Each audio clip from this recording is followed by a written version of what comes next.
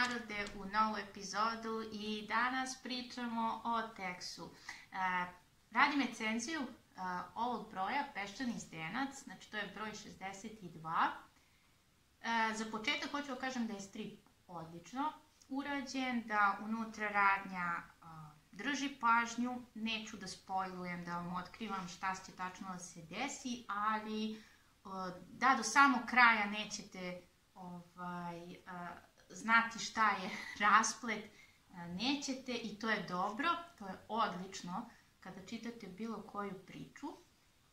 I sad ono jedino što sam u dilemi da li je trebalo baš ovu epizodu nazvati Peščani zdenac, jer se okršaj bitka u Peščanom Zdrencu dešava na prvih 30 strana i onda imate 80 strana na nekoj drugoj lokaciji.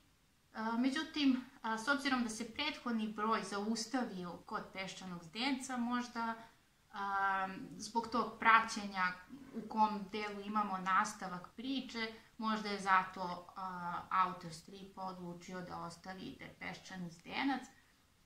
Ali eto, malo je ta nekonzistentnost, odnosno ne prati se sa onim što je centralno u ovoj epizodi stripa. Ono što ovaj strip donosi sa sobom jeste da se iz njega može učiti aurist. Da, ja sam vam to sada pričala kako iz stripova možete učiti istoriju, geografiju. Ovog puta iz stripa možete učiti i jednu lekciju iz srpskog jezika. I ja preporučujem nastavnicima koji koji imaju lekciju o auristu da preporuče ovaj strip, jer imamo dosta naracija je pisana u auristu, a s druge strane strip je primeren uzrastu od 12 godina na više, zato što u njemu imamo bitke, ali su sve, kako kažem, nemamo neka krvopolića, imamo sukobe, ali u istoj meri kao što bismo, čak i u manjoj i blažoj meri nego kao što bismo to učili u istoriji 5., 6. razreda, tako da i rečnik isto nemamo previše uvreda, nema previše nekog tu rasizma iskazano i tome slično. Tako da, kao kad bismo gledali jedan akcioni film, a i sami znate da su oni dozvoljeni za uzrast od 12 godina na više, ovaj strip je skroz ok za uzrast od 12 godina. Naravno, nije ovo dečiji sadržaj, ovaj strip može da čitaju i oni od 112 godina, tako da ne budem shvaćena pogrešno, nego eto, znači prosto strip, ne mogu da kažem ja ovo nije za mlađe uzraste, mogu i mlađi, jer tu bukvalno i ti njihovi okršaji i sukobi, kao i kad se deca igraju bitke i tome slično. Dakle, ono što kao manu ovog stripa izdvajam, to je recimo da imamo ovako neke situacije gde fali naracija. Znate kako? Strip nije kao film, da slika može da pokrije apsolutno sve. Strip treba da bude nešto između priče pisane, između romana i filma. Tako da narator treba da bude zastupljen.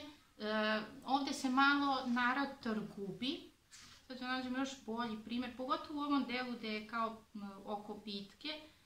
Ima u jednom trenutku kada evo ovde, baš ovde je mnogo uočljivo, kada stiže odred konjice iz tvrđave u pomoć i sada tu nema nikakva naznaka da su se oni približili na 100 metara, na 200 metara, da galopiraju jako brzo, da će oni sada tu pristići u pomoć.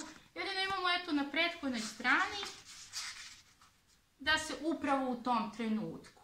Ali kada smo prešli na ovu drugu stranicu, ovde je falilo, znači da imamo naratora koji će nam kaže, eto, barem na kom rastojanju su se oni približili. Eto, to mi prvo pada, ali sad može tu još da se doda u naraciji. I ovaj strip ima baš na dosta mesta taj izostanak naracije. Nije to svuda, znači ima i delova gde je pokrivena naracija i baš iz te naracije možemo da naučimo aurist. Da li je pisano u originalu u aoristu, ne znam.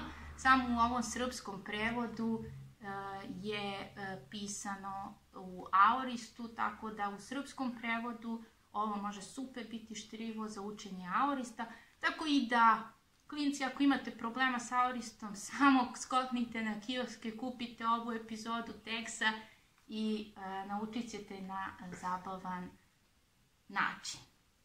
Ništa, to je bilo što se tiče ove epizode teksta. Toplo preporučujem, sjajna epizoda i mi se vidimo u narednom klipu.